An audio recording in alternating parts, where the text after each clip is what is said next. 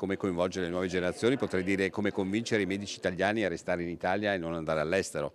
Questo è un primo punto cogente, che vuol dire restituire dignità, come dire, sociale ed economica alle tutte le figure, non solamente i medici, non solo i medici, quindi infermieri, tecnici, operatori sanitari che lavorano all'interno del pianeta salute in Italia. Solo trattenendo i camici bianchi in fuga si può parlare di salute e di sistema universalistico. Questa è la convinzione di Gino Gerosa, una vita in corsia come cardiochirurgo e ora nuovo assessore alla sanità. La sua è una fotografia dall'interno.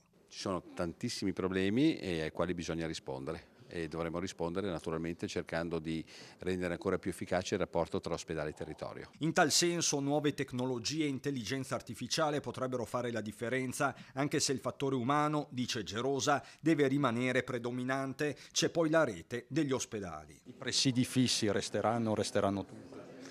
L'ospedale non è una struttura fisica fatta di mattoni, l'ospedale è una struttura fatta di professionalità. Se fossi un cittadino vorrei delle eccellenze e delle professionalità che si prendono cura di me, non dei mattoni. Quindi prima le competenze, i talenti. Esatto. L'altro fronte caldo, quello delle liste d'attesa, con il professore che lascia intendere di essere pronto a chiedere di rivedere criteri e priorità. Nessuno ha la bacchetta magica, ma le rispondo con una parola. Le liste di attesa devono incontrare l'appropriatezza. E su questo si gioca un'importante partita. È una partita con Roma, con il Ministero anche. Ma è una partita che intanto giochiamo qui.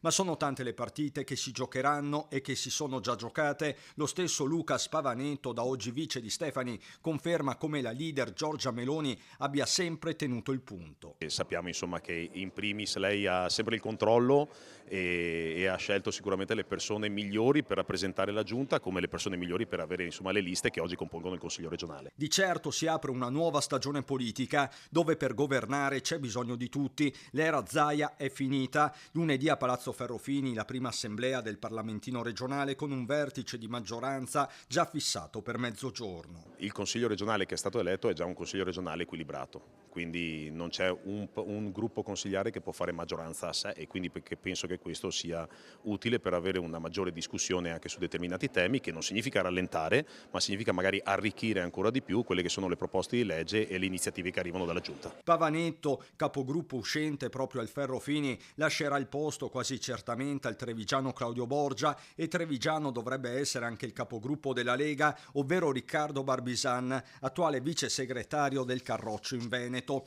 Quanto a Forza Italia, nei minuti e nelle ore precedenti all'ufficializzazione si sarebbe vissuto uno psicodramma. Roberto Rigoni Stern, dato quasi per certo, è stato alla fine scalzato da Elisa Venturini. La diretta interessata non smentisce né si scompone. Vorrei ricordare che dopo il segretario Tosi, la più votata a livello regionale sono io, che ho preso 8.843 preferenze, quindi a fronte di questo io penso che anche venga in qualche maniera riconosciuto l'impegno, il sacrificio, il consenso che c'è sul territorio. Intanto l'opposizione già cannoneggia, parla di giunta sbilanciata. Jonathan Montanariello del Partito Democratico, Venezia dice è stata messa ai margini e nessun riferimento è stato fatto sulla delega della pesca, e dalla CGIL veneziana si dice che manca una delega su Porto Marghera. Ma chiusa la giunta si guarda al Consiglio e alla sua presidenza. In gioco c'è Luca Zaia, suo vice, l'ex sindaco di Vicenza Rucco, e qui la partita non è chiusa.